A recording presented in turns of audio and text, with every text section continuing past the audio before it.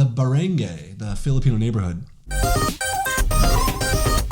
So let's talk a little bit about culture. So when Filipinos talk about their neighborhood, they often refer to their barangay, which is the Philippines' smallest political and administrative unit. So just so you know, this is going to be an interesting podcast episode because I don't actually know all that much about the barangay. I know it's kind of similar to in other places where I've been, like when I lived in Brazil for 2 years on a mission for the Church of Jesus Christ of Latter-day Saints. They had neighborhoods like this. But I think in the Philippines, it's more established. So most of what I'm about to tell you comes from one of my OFS who told me all about this recently. And just so you know, there's some words in this that she used that I'm going to use that I don't really know, but I'm going to try. So barangay comes from the Malay word balangay, which is a boat used by the first people who migrated to the Philippines. It's kind of like the boat at the end of Moana, where they're all traveling they're traveling the seas now.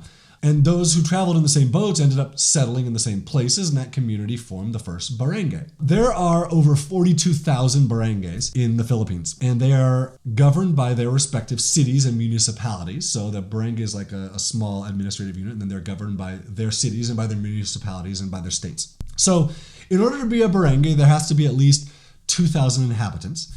Each barangay has its own executive, legislative, and judicial branch. The chief executive is called the Barangay Kapitan, and she translates it to Barangay Captain. Councilors are called Kagawad from the legislative branch, and then the judiciary is a group of people called Lupon Tagapamayapa.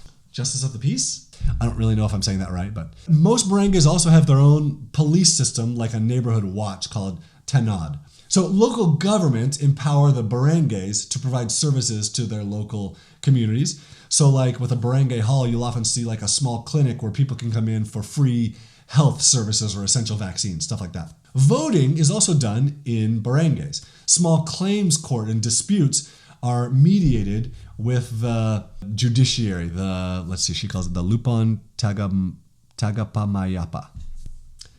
Sorry, I'm probably butchering that and someone's going to yell at me. Most barangays also have like daycare and elementary school. Basically, everyone in the Philippines lives in a barangay, and everyone is required to register with their barangay. So now let me tell you how this applies to you.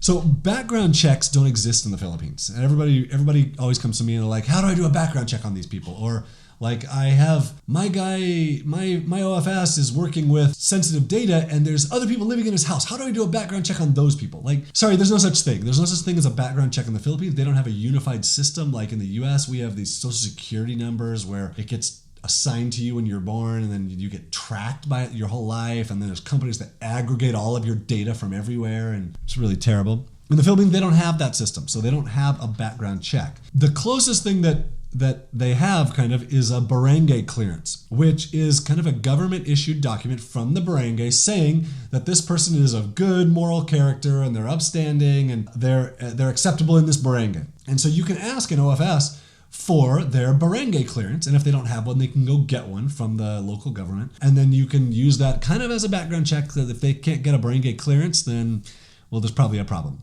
I personally have never done this with anybody, but as we've asked my team for background checks, like how can we do this? They're like, well, you can ask the person for their barangay clearance. That's one of the things that you can do. And so now you understand why that's a possible option, because the barangay is where they live. It's a small community. It requires at least 2,000 people, but usually they're pretty small, so people know each other. And it's not like a small town where there's 500 people, where everybody knows everybody, but people still know each other. The barangay, yeah,